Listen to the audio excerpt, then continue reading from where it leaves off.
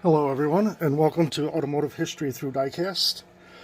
Today I thought we'd do a history lesson on the Dodge Daytona and the Plymouth Superbird. You may be wondering why there's a Ford on the turntable if we're doing Dodge, but you have to start with this to understand where this car came from. Ford created this Gran Torino. It was a more aerodynamic car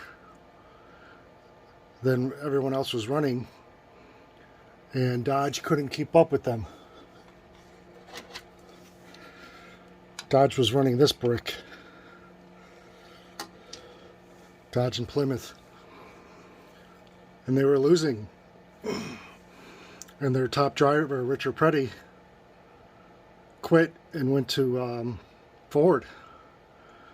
So the heads at Dodge said, build me a car. I don't care how much. Build me a car to win NASCAR so we can get Petty back. So Chrysler had a missile division. So they went and got one of the rocket scientists over there to help them build a car. And this is what he came up with. He basically took a Dodge Daytona, or Dodge Charger, I mean, and added a bunch of aero to it like you would on a missile. Didn't add any more speed, didn't change the suspension, just made the nose sloped, and that big wing in the back. So they took it to the heads of Dodge, and they're like, that is the ugliest thing I've ever seen, but will it win?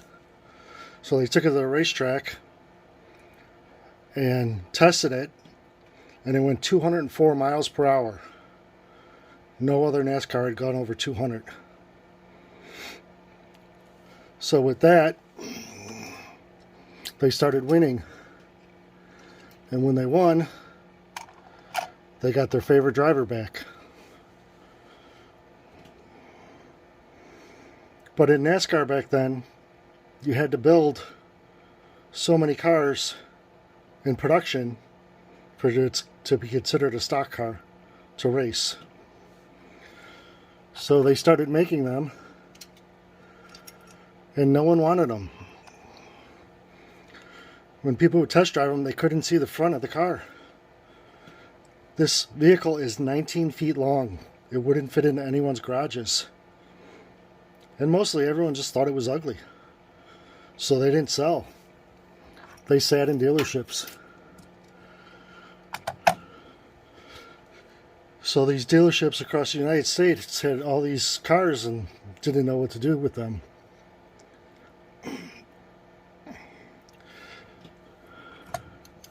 Some dealers were taking the nose and the wing off and turning them back into Chargers just to sell them. Other dealers couldn't sell them. They just sat in their dealerships. There's a story of one in the South that's still in the dealership, never was sold.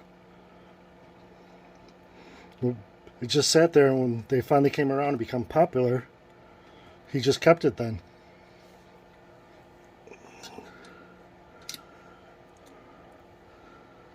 But eventually, people found out that these were rare.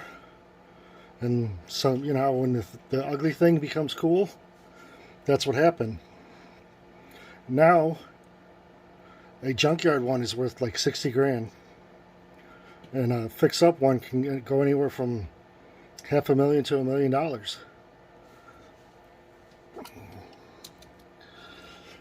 Little interesting fact about this rear wing. This rear wing had to sit higher than the roof line for it to work. So they had this huge wing. Well, that wing is made out of the same material as the car. It's very heavy. Plus, at 200 miles per hour, it's creating a lot of downforce. So they had to bolt that wing to the fender. Under the fender, they bolted the bracket to it and then that bracket is bolted to the frame of the car.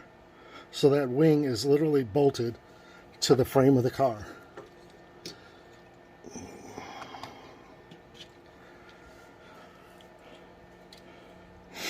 But yeah, these cars were good for racing aerodynamics, but they were not good for drag racing.